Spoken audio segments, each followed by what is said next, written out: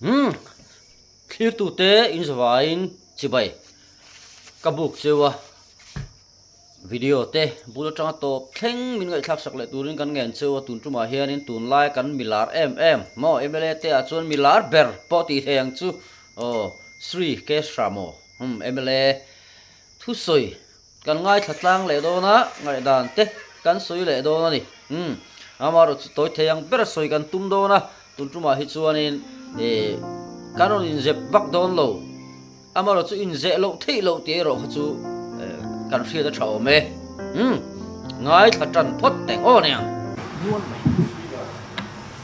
apu speaker kolome hey mini som leka besem pu han soi factor cho ahu prom khop mai soi tur hun som than hun khat te chau la chokila hey kumina kan budget pum pui bi ka bible che sing khat sang sri la som sri paruk 0.92 nia chutila voini thlanga kan leiba king kho ma chu bible che sing khat sang kwa som riat panga ani kumina kan budget thlasom pani kan budget hi sorkan thok ti hian hlo la lovin a ingponi se ramtan kan sredari ti vekta sala an thlas sompan hil hlo zong nen thokhomin kan leiba hi rul pon ni la adai chong lo bible che sang hi ven dai chong lo chuti khop chon leiba min del ani mizoram tunga sang berang o e ang pon sang ma se leiba na del hrim ti ka soi du ni chuti khop chuan kan din nun hi thalo ma se hemi wang hian tun sorka zpm ti diklo ni ka ti chong lo tun ha tanga leiba om chuzel kong pc congress mnf ko tanga tling chuzel congress om khom kha tun hi kan thleng ta ni a poilu tuk ti chuan hey zpm sarkar budget avoi thumna an phar meka voin hi kan phar to na in budget financial management na in fail nge in thange thalo ti hi te cheu ko du ni ate na tur hi point panga vel kilngal vel tingin ate theya ma se hun tlem sia kil thum atang chon ka teng chu budget te timitar nulam health tha so nu sav avam health ve kan ti na chan kan ti thein chan chu abulam health lo deu an om wang ania so in budget hi athange thalo kan te nu tur chuan point pathum atangin te ka te chu ni chu tang chuan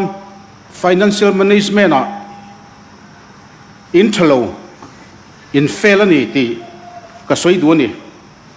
apakhat na chuan he outstanding leiba kan ti atangin in te ta ila he kumsang hile somni pan hile somni pli inkar khan bible che sing khat le sang hile somret pan hi ti chuan leiba kan atina ni chu kumsang hile somni pli le somni panga inkara kum khat chung khan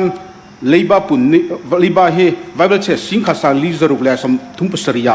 apung le ni kum khat chung ringot khan bible che sang hile sing hile sangale somwa pangain apung man ni ti chon sang ni somni panga somni perwa khan bible che sing hi sang thum som thum pathumin apung le ni ka tang khan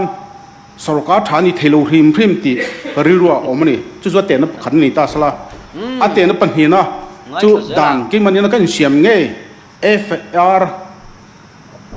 bm atingin intele ta ila ha kum sang ni somni pathum somni plia chuan 33.1 pel lo turan tilain 37.9 na kan chu dor mai ni hilin hinga 32.8 aphalain 40.6 a kan chule dor mai ni ti chon hingan hirwa 32.5% aphalain 42.8 a kan chule dor mai ni hetang hian hemi mang a hate po hian sarkan tha financial management manage thiam lo ti chu a chiang rengin ka sia apathumna pan ro kam han du chu fiscal deficit ka 2024 to 25 ka 3% ay asang turan nilo atila in 5.2 wa so 3 atingin 5 akan chudor mai ni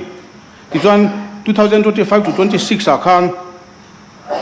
3% pel lo turan tila in 7.6 a kan chule dor mai ni hetang hian JPM sarkar hi financial amnesty a fuloni a felony tikha ka thirdan ka mudan kilthum atang hian ani khoya mai in thinglo mene tekel umparsin ani deu vek hemi ten atang hian tlangwal pakhatin siner du ma hioma achung ten kha kom thlang nu so nu puyan nei ro idwe man tia azu en vengei ni alo chua idwe man tia ai dulo engatinge a hanga adum box sia tian tiangin financial management in hela thalo in dum boka in hang bok ni he soitura tammaya thildam ma kai ka du sia kusuka minute nga kal le dai sia thil pakhat han soi ka du chu he this council area halai financial chungchang vel bi ka khan chuanin aron soi kha mong view maya hey zoram mi pui tam zok te hi chuanin thil hi a ki pakoi hen kan chut pe lem lo social media khoi lai mo ko an luana tha me ma kanin ngai hal ringo zela ma se kha kong luat na ti po kha khoi tangin nge ti te le eng angin nge kha khan ruwa man na an siam ti ang zong thil dang kan ngai to tel to lem lo mi pakhatin tongkam thadeu thilaron soi chuanin kan thledul ringo thin ani khatia kha na ne tu na po hat zoram calcium shil tu ber kan ti chu kan finance lam hi ania he finance hi apel lo chuan emo finance a chak lo chuan na sarkar hi ani tu ra kai don lo sum le pa a income sim hi lo tha po ni ta se kha finance atanga sum chalai vel kha apel lo chuan mo engma hi tol po ni ro se achak mo em maya khalai khanin aron soi pusra moina aron soi kha kan budget ain kan leiba atam ron ti lai tak maya kha poimo ta ni mo khatiang kha ngai lo sarkar da ngai han ngai lo wa thleng ngai lo ni ba hi chu ba ni kan ti po kan soi tam to ke ma ni yar ngot po hen soi tam to ni ba hi chu ba ni sarkar lei ba chu ama pu do trong kam takin sarkar ve riang ruangina but nei mi lo kha chu ani bik lo wani khoi stay ta ma hen om po om kher lo khatiang kha ni chulai kar ama ro chu budget aya lei ba tam kan it lai tak record thi kan la hrengai lo ni eng po ni sela ngai thale photak area tanga thankin local kan yangin this council tiki kumtin RE andila kan pevet henani sorgap to zong kan pevek stay sorgan poisan dik tamle an petama an nei klemle an petlem ni mai ma se JPM so ka tang hian kumni azonin RE hin pedu telo ni he MDC ho ain tisang vea stay sorgat phalni in governor phalni an tisang ve ni aria ron dil ve tung klengin pedulo RE he nge ni tin dictionary ka zong vea chuta kam hu chua chu budget siam laya lo om lo lo soi kep lo sarkana vakala lo thelowa poisa sen ngai si unforeseen expenditure area mit tur ni antia chuwangin budget siam lain MDC ho pungu te DA te tin increment te kha antel ngai lo chu RE antlak thin anpek sak thin ani this council tu azoni kumni disochi pathum te khian RE pekan ni telo wangin suma harsanan stak an tok ve me kani athen soidana chuan scan finance commission in chumi pelu turan ti lo man tia scan finance commission chu kumnga kumruk ma dai atanga recommend to kha halai unforeseen ka an turan lo hrimdi cái này cùng khát po cần khăn lâu nia cùng li cùng ngõ kalta lông hùn lộc thủ ôm lộc chuang chọn lại cho bag thầy ni xe thì cái đùa tên hệ Sasky hi kan soi chena kan in chuan về em nó Sasky này Sasky hi India mà state zong zinga Mizoram hi apuk nem ber pakhat na kan ni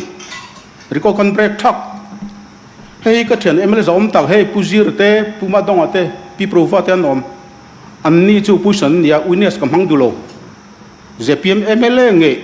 Aizawl South Tribal tu pi berli nge hi witness kam hang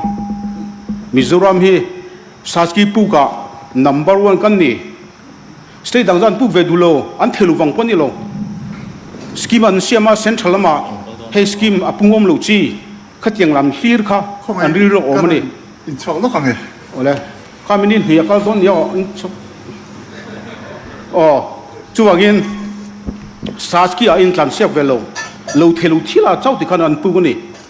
ke ni Sasky a 100% in concentrate da a loman mi ron siam sagam han that loman an tia sei da dam hang velu lo chuwagin Sasky chau hi kain manani towa tuna Sasky hi Bible che sanga le zathum le pariat kan pu der tonia kum som nga ru turan yen tia apungom lo winan tia basa capital ru tho turani kum som ngan huwa sorkan lu ka puitu tur kan tu le fa ta ngai thak om vem le kati leiba ngotin kan hu chet mai don ni hi chuwang chuan Sasky in chhuan turan i lo man kan dong e performance crunch min hu ti te hi mo state dangan an dil ve du lom an hang ve lu lom chuang chuan Sasky hi kan ti point kan pu ani point a hlok thiang ber ka pu ni se he kumin pe chu bai da che sang khat pu kan tum len ya bezet reflect veng ni hi a minute ni velek ni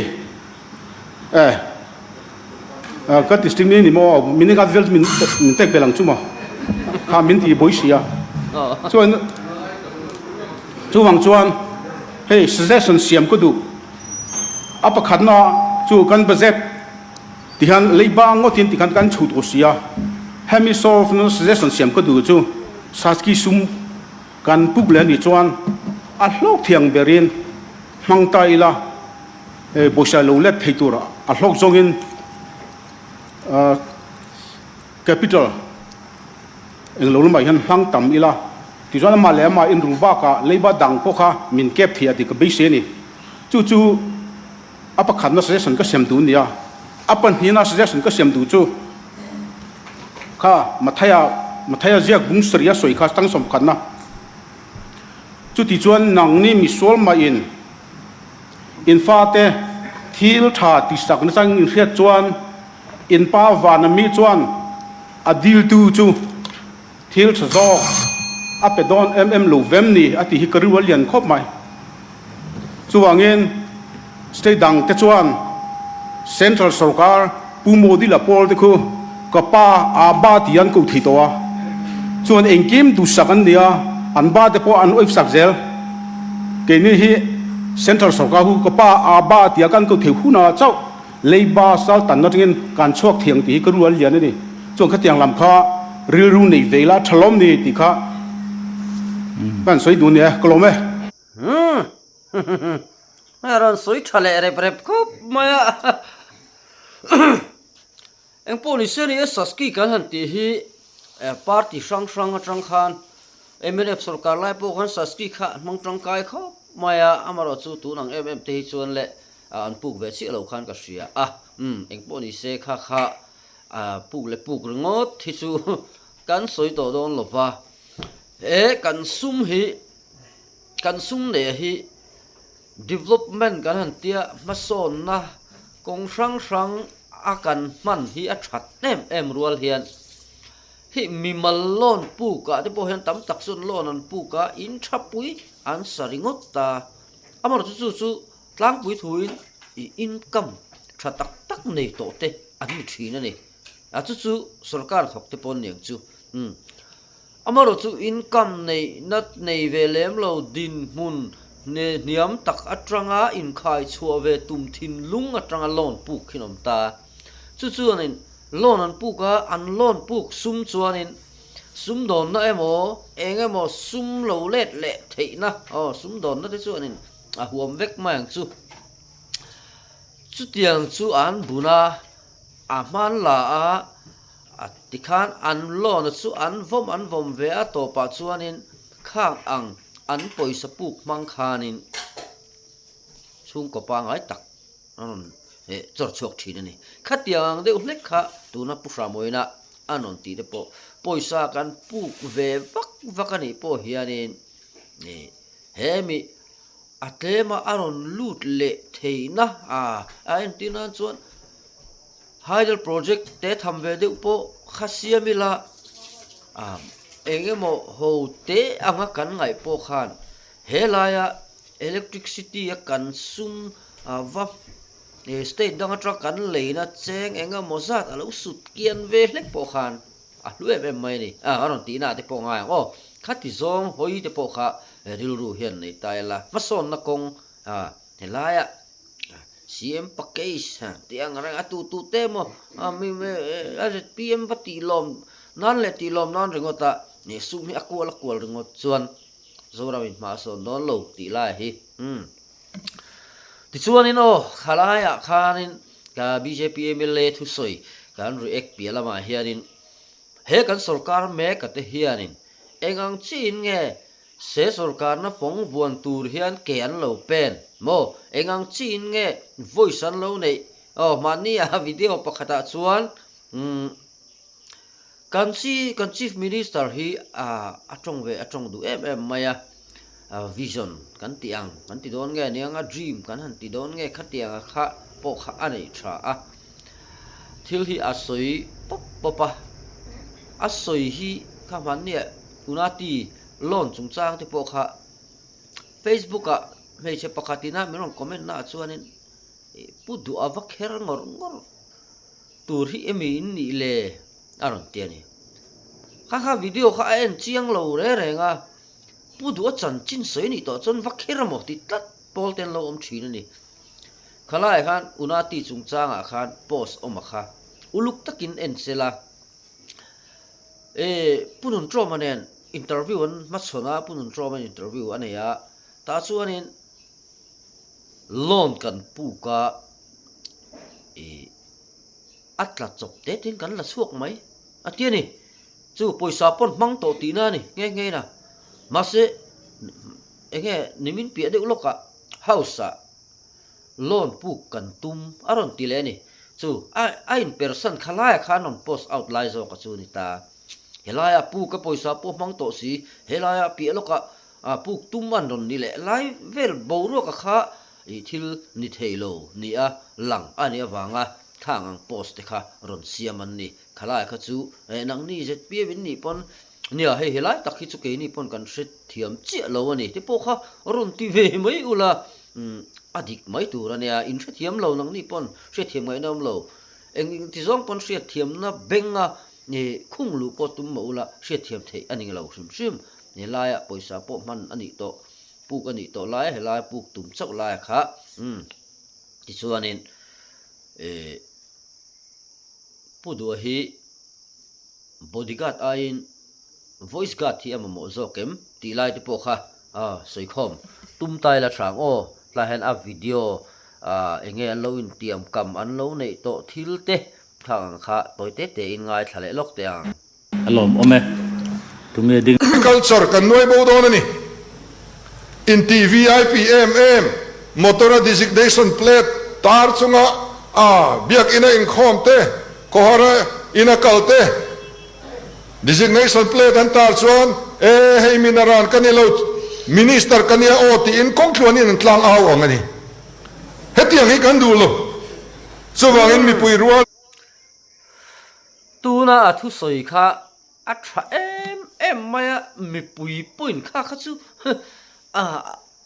ambeng an khung ani ve ina kan CM thar pudu oma me hi chon ram hi soi se chu kan changkang hami VIP kan ti chung changa te po hian ti ne ma se an sarkar nu lo ka video sang kan hu kan ron tar lang lawang kan tar lang man lo kan hu tam to video kan hu tam to mo VIP light ti khan body agat sang men rồi tlar ngoi non ri piu non ti to mai ni mi pui nan lo kian dual mai ni kha tin nu loka bikin kota laya pilot tenen non income rup mai bikin kota pu bye te an non ti kan mu ni khatiang kha kan kal phung vel kha ni kan ti lo wang ni lo sorry kan ti do na ni tia he manifesto amo engamo project riluina atum kan soi chua te hi chu kan lo soi chua kan ni chon a thra ma po kan la anga malak zo man lo po kan neyang chu ani amaro chu ke ni chuan kan ti ve lawang ti kha aron om chewa chu ti ve loina om tak le ta si lo te po hi tu na ZPM zoram mi pui a fing chin deuh chuan an thlau thak ve le na ni na lang ani video pakhat thli lo ko to Tonin kan omang. Kun na thok tu te thai thar so thieng le ayeng le marsa le mun pia. Hemi pali hi a minimum rate wangin kan le yang ti kan in tiam ani. Sarkarin kan leyang ti hi tongkam ania rilfia le chon ngai nia. Lokalak thai ta. Bồi chắc lại cả lấy pon lấy về nghề tỷ thế mà rồi chú hayring ở đây mi bùi na căn bây sẽ phalo ani thì thốt mấy tiếng số thing đi sẽ hay với in khen in March ni thum ani to ni nghe ni thum ani to số tiếng cả ra chú anh số thing chính tu tê lu hay tắc mèo to red ni sẽ apply thế lo va số thing hi Sarkarin kan leyang an ti khan tam tak chuan sarkarin an lei tak do na mo ti pol khan oman thlamuang em maya achi nei lo pon asum nei deuh chuan achi an le ke je somriat ten achin le ni dik tak chuan ma se ti hi an din hun ani le ni aum zia chuan sarkar khan lei tak lo khan sarkar khan a lei tur wa zong ringot khan ya tu na sarkar che ta nang ti thei deuh vek lawng mo la sundar ali le naw te ho kha so thing ra ti nge lenga mang ke je som nga hi sarkarin kan tiam ve dan kha ni sia tiang deuh khanin ke je som nga in kaleng tin kalowin tiam to sia mi puya chu wang chuanin engzat nge non lenga mang ti la zu zong thin la vai sum dong ho kha ta chun ke je som nga chin a leingam ho kha ko ru ka tianga ti khan cái chuyện chén khát mà các buổi bưng ai đón lẩu tí nàng đều lách ha ăn số thiên lệ đàn khá lâu nỉ support price anh tia lên mà zong mà khan NLU SEDP trăng poisa bang nuôi ra sum nga anh em ngor khát tiếng khá ra sôm khá ăn lẩu ring cuốn vel mấy khan nè ở đây anh po này sẽ video đăng up cái lại lúc quảng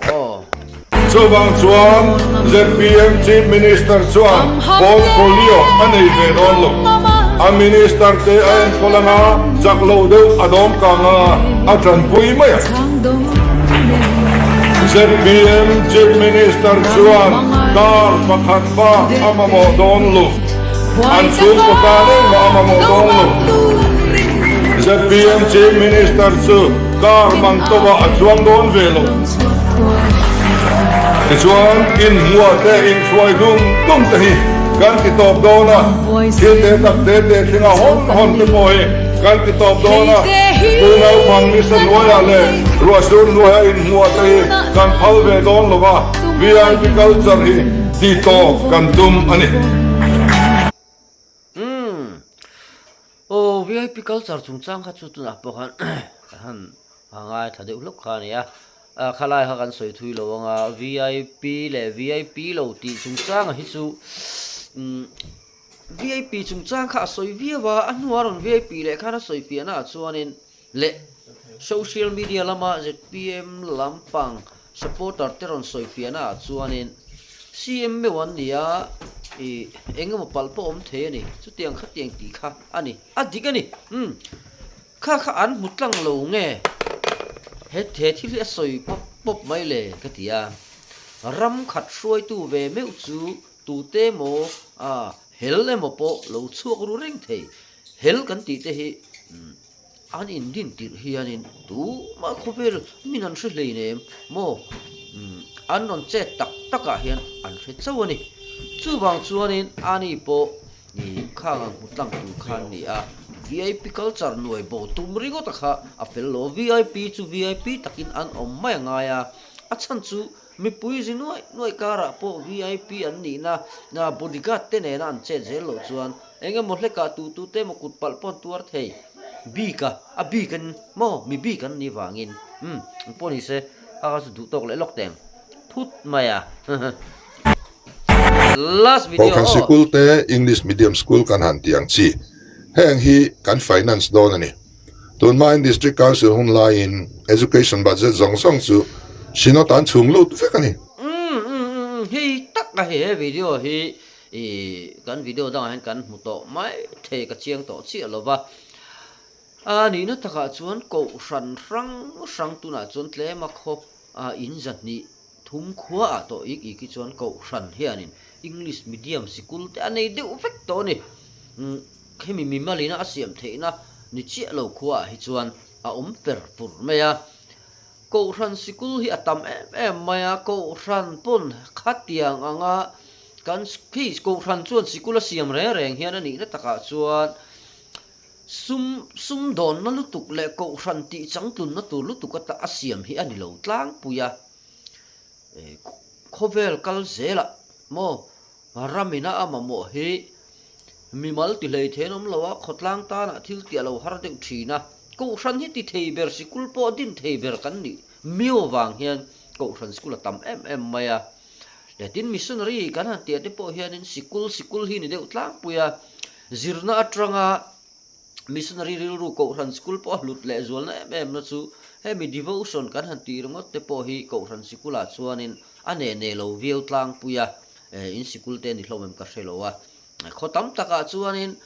heng ang devotion kan ti te hi anda poimo em a no pang hi ti sa pia lama tharau henga hruai chuana sikul andu wang pakhat te po hi ani chu tiang anga chu sarkarina an hlo zirti tu te hlo emo school gran rang eng amo a khatiang ti thei tu rakha an mamo vea an eat vea an be sei ve ne chumi ni wang chon ko ran tam tak chuan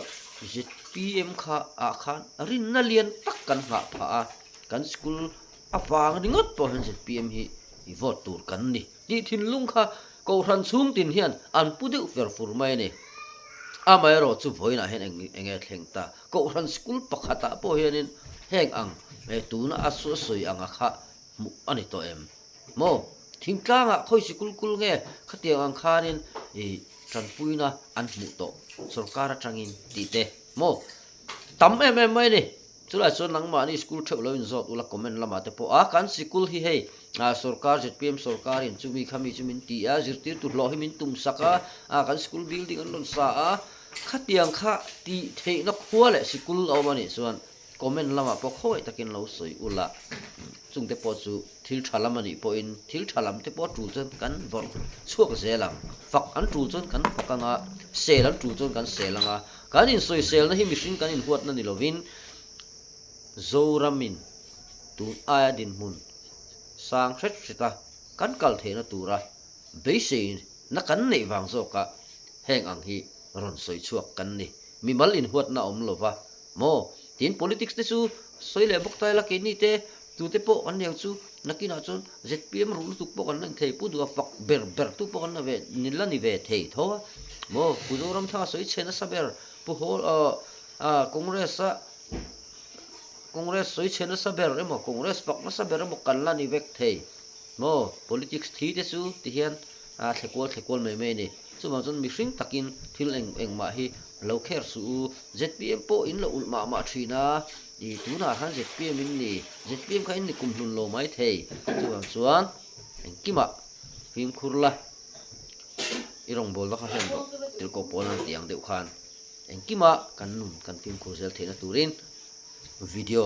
ngai thatu te du sakna kan hlan cheu ani boni sela video bul tang top thleng min kai clear sak le wan kan loma